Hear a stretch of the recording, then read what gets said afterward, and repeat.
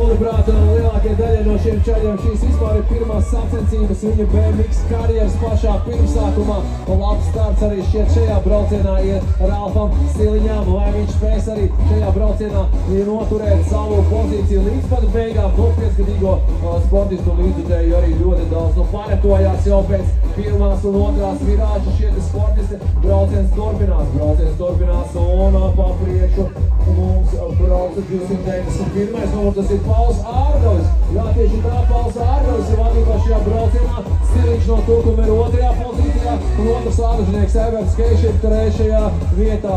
Tāds mums ir pirmais trīnieks no pēdējā virāžas. B5 lielajā finālā par uzvarētāju šodien kļūs Pauls Ārgalis.